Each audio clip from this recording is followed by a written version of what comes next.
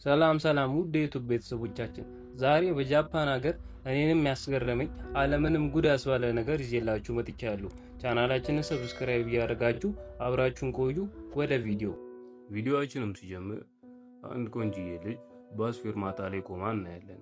ልጅቷም አጭር ቀሚስ ያደረገች፣ ቦርሳ ያዘችና መነጽር የምትጠቀም ሲሆን ተክለ ቁመናዋም በጣም ደስ የሚልና ቆንጂዬ ነበረች።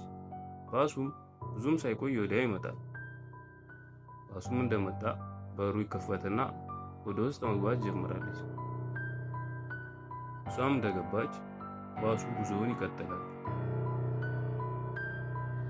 ወደ ውስጥም እንደገባች ቦታ ስላልነበር ቆማ መንገዷን ትቀጥላለች። በዛም መሃል አንድ ጎረምሳ ሱፍ ያደረገ ወጣት በሰዎች መሃል አጮልቆ ያያታል። እሷም ቋቋማ ሁኔታዋ ስለተበቸው ሳይፈራ ጠጋ ብሎ አጠገቧ ይቆማል። ከጀርባውም ከቆመ በኋላ መነካካት ይጀምራል። እሷም ነገሩ አስደንግጧት ዞር ብላ ታየውና ፈገግ ትላለች። ነገሩ የተመቻት ይመስላል። መመሰጥም ጀመራ። ወደ ኋላ ዞር እያለች ታየው ጀመር። በሁኔታውም ደስተኛ የሆነች ይመስላል። ፊቷ ላይም ፈገግታ መታየት ይጀምራል። ሰውየውም ቦርሳ ያዘና ሱፉን ዝንጥ ያለ ሰው ለስራ የሚሄድ ሰው ይመስላል። እሷም እጇን ወደ ታች በማድረግ ታስተካክልለት ጀምራለች። ከዛም ተስተካክላ በሁኔታው መመቻቸት ትጀምራለች።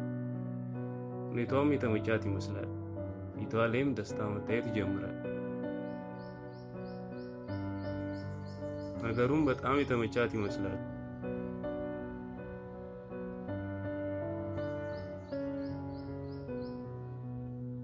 ስሜቷንም መቆጣጠር የቻለች አይመስልም። ፊቷ ላይ በጣም ደስታ ይነበባል። የስሜት ስቃይ ውስጥም እንዳለች ሁኔታዋ ይናገራል። እጇንም ዝቅ በማድረግ ነገሩን ታስተካክልለትና ቦታውን ታስይዘዋለች። ዞርም እያለች ታየዋለች። በእጇም እየነካካች ቦታውን ካስያዘች በኋላ መመሰጧን ትቀጥላለች። ሁኔታውም በጣም የተመቻት ይመስላል። ጥልቅ ስሜት ውስጥም እየገባች እናያለን። ነገሩም ከቁጥጥሯ ውጭ የሆነ ይመስላል። በጣም ሳታስበው ወደ ጥልቅ ስሜት ውስጥ ገብታ ስቲል ፊቷ ላይ ራሱ ስሜቷ መነበብ ይጀምራል።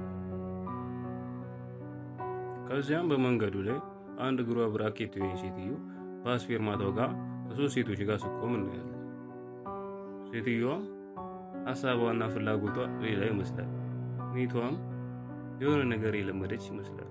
ባሱም ወዲያው ስለመጣ ወደ ባሱ ውስጥ መግባት ይጀምራሉ። ባሱም እንደገቡ እነሱ መንቀሳቀስ ይጀምራል።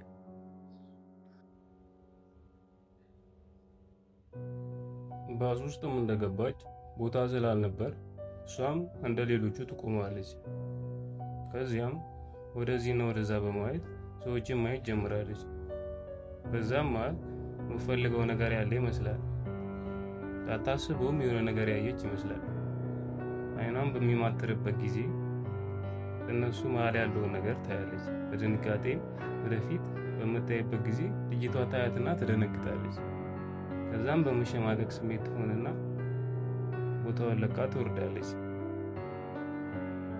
ሁኔታውም የተመቻቸላት ይመስላል። እሷም በሷ ቦታ ለመተካት የፈለገች ትመስላለች። ሰውየው ብቻውን ቆሟል። እሷም ወደፊት የፊት ለፊቱን በማየት ልጠጋ ማለት ትጀምራለች። ከዛም ትንሽ ካመነታች በኋላ ለመሄድ ትወስናለች። ወደፊትም ማየቷን ትቀጥላለች። በአይኗ የፊት ለፊቱን እያየች መንቀሳቀስ ትጀምራለች።